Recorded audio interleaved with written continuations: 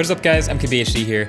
So I got kind of curious with seeing all these videos in my sub box over the past couple months of people getting taken to Chicago to test 5G and doing all these crazy speed tests.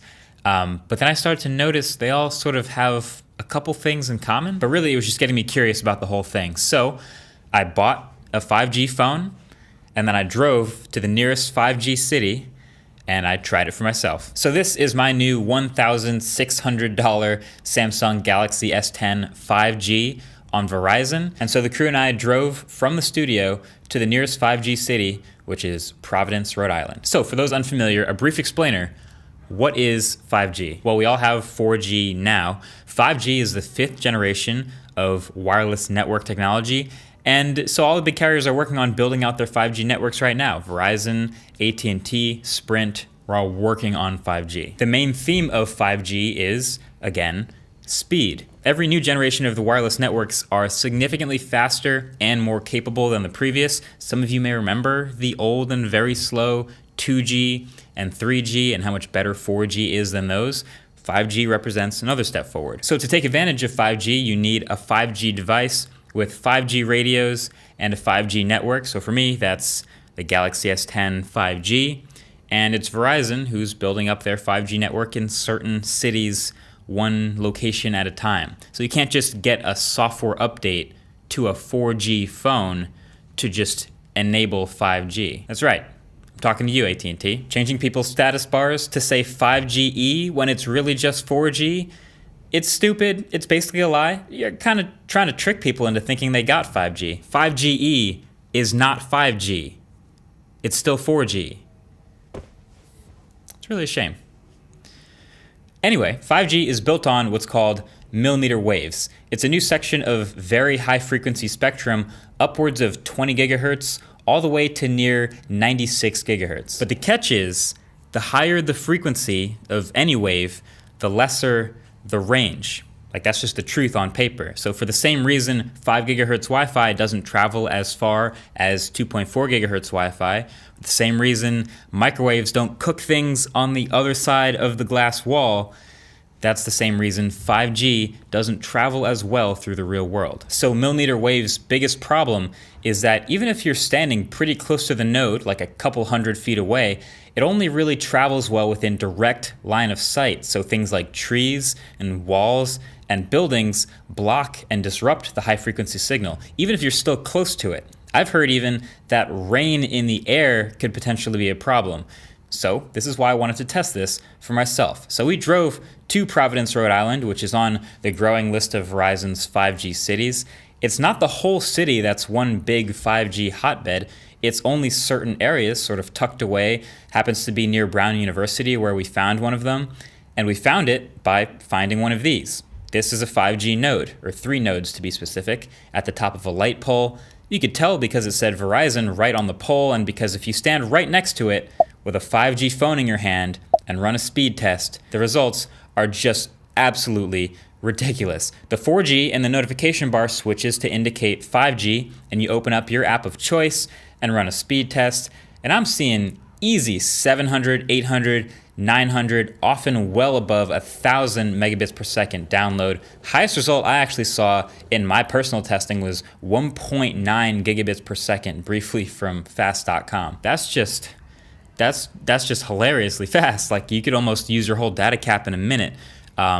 Dreamlike speeds. Very, very nice. Of course, you want to see what this type of speed is actually good for other than a speed test. So YouTube videos just played instantly without any buffering in HD. I could fast forward right off the bat, no problem.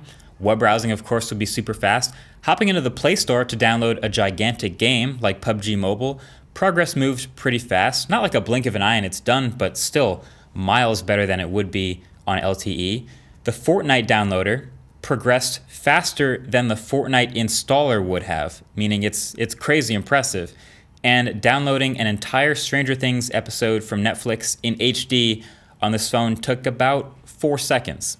So you could grab a whole season in probably like 30 seconds if you wanted to, which is, again, absolutely ideal. But again, here's the thing. This is all while standing like right next to the tower with a direct line of sight, perfectly ideal conditions, great weather. Once I left that, it kind of broke down pretty quickly. So right around the corner of this brick building, just to get into the shade, so literally maybe 75 feet away from the node, but behind a wall, I'm getting much slower 5G. It's still 5G, but you can see the numbers here. Now, I mean, it's kind of crazy to call 200, 300, 400 down slow, but compared to what I was getting before, that's a pretty big difference to basically cut your speed in half just by walking a couple meters down the block. And I also noticed just by walking halfway down the block, I'd start bouncing back and forth between 4G and 5G. And like, it was frustratingly inconsistent. Even when I did have a line of sight with maybe a tree or two sort of nearby, my phone would drop 5G and then jump back on again. And then you'd see it in the notification bar. It would drop back to 5G and then back to 4G. And then when I was on 5G and I ran the speed test, it would be great. I'd get 1,000 down again, which is awesome. But when I ran it at 4G, I would get 4G speeds. And it's really good 4G speeds, but it was just weird getting those results back to back, like half a block away. And when I waited a minute, I'd suddenly get 5G again and get 1,000 down. So what's the solution for this?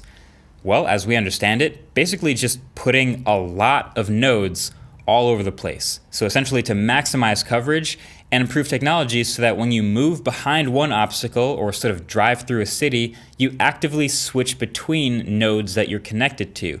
Kind of like we do now with 4G towers, but just much faster. And I think that's the part that kind of scares people. It seems like a brute force way to actually go about fixing the problem, but that's the current plan, is to just blanket areas with these lower powered cells that let you switch between them very, very quickly instead of one giant 4G tower like you have now. My gut feeling is that an infrastructure where you cover an entire city and eventually an entire country in these little nodes is going to be incredibly expensive and probably take a very long time, like years. So it's a long way off. But here's another thing to notice.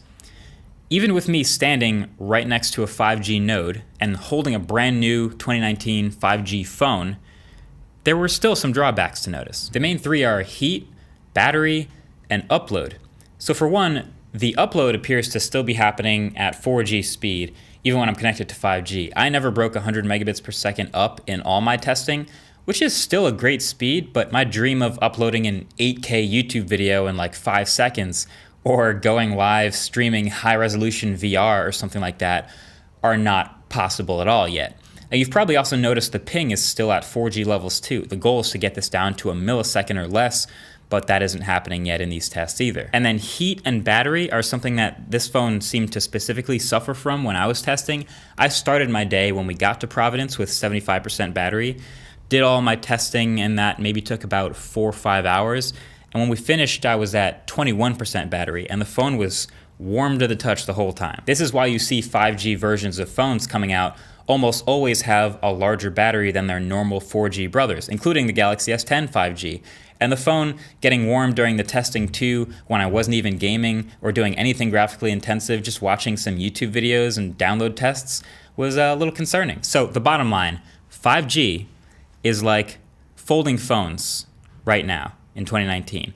Clearly not ready yet, but when you use it and you get just the right use case and you're at just the right space, you get this amazing little glimpse into the future that you wish was ready for right now because it's so great, but it's not, and currently the cons sort of outweigh the pros, and I wouldn't spend extra money on it right now in 2019. The future of 5G is really bright, assuming, the infrastructure happens and it isn't too obtrusive, and that's a big assumption. But then we're talking virtual reality streaming and networks of autonomous cars that are all internet connected and talking to each other. And maybe even think about remote surgery with a 5G connected robot in one country, with a doctor over here and a patient in another country, and everything just working seamlessly. Like all this super high bandwidth, low latency stuff. Maybe the end of video buffering altogether all seem possible. But as of right now, in 2019, it just isn't ready yet. But I'm super ready for when it is. Either way, thanks for watching. Catch you guys in the next one. Peace.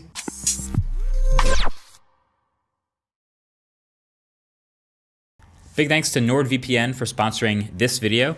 So what is a VPN? A virtual private network secures your internet traffic, encrypts it, and routes it through a remote server while changing your original IP address. So essentially, it protects your data from anyone trying to snoop on it. Privacy is one of the biggest concerns online, and with how much I travel, especially lately, and how much I use public Wi-Fi and hotel Wi-Fi, a VPN feels like a no-brainer. So NordVPN for sponsoring is offering 75% off plus one additional month free for using the code MKVPN. So if you're even a tiny bit worried about your online security and privacy, take the first step and check out NordVPN. Thanks for watching.